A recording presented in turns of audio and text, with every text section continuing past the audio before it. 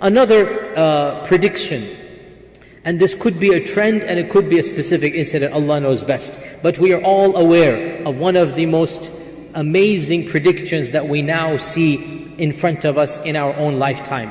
And that is the prediction that in the Arabian Peninsula there shall be higher and higher buildings.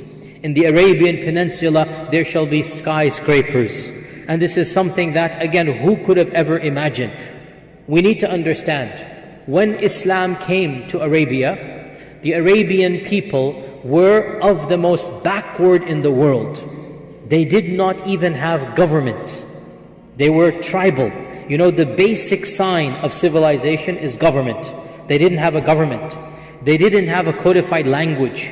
They did not have a script. The script was developed after Islam. There was not a single library in all of Arabia. There was no 3-story structure, didn't exist. The max you could do 2 stories, very small. They couldn't build tall buildings. That's why even when they had any type of technology, they're bringing it from outside, because they're not any technological advance. They would import their swords from India. That's why the hadith mentions Indian swords. They would import their armor from Byzantine. They would import their cloth from Yemen. The Arabs did not have that level of civilization that other lands had.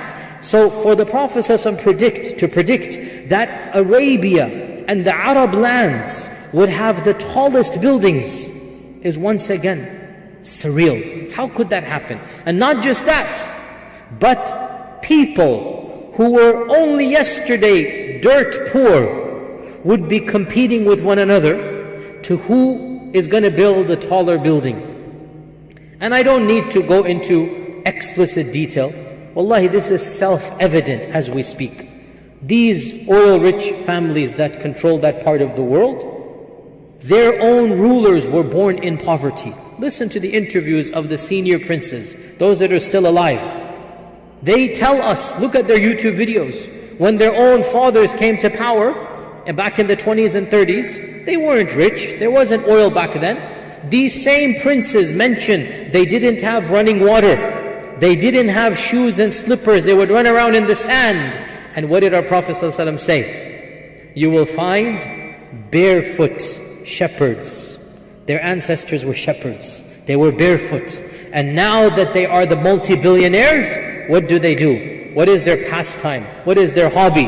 In the year 2000, Faisaliya Center opens up. In 2010, Burj Khalifa opens up. In 2015, this happens. Each one of these princes wants to show that I have the bigger building. And Burj Khalifa, by the way, is 2.5 times taller than the Empire State Building. Go imagine that. And when the other prince of Arabia heard that, he goes, Khalas, I'm going to build in Riyadh something that is even taller than your Burj Khalifa. It's as if, mashallah, their iman is so strong, they want to prove the Prophet correct. And they're going to say, look, I'm going to do exactly what the Prophet said. But of course, anyway. So the point being that it is self-evident in our times. We are seeing this phrase enacted in front of our eyes. Who could have ever imagined? Who could have ever imagined? 3 or 4, or I forgot now, 5 they keep on changing, of the tallest 10 buildings in the world are in that region. Go figure. And who did them? Shepherds that were born barefoot, poor.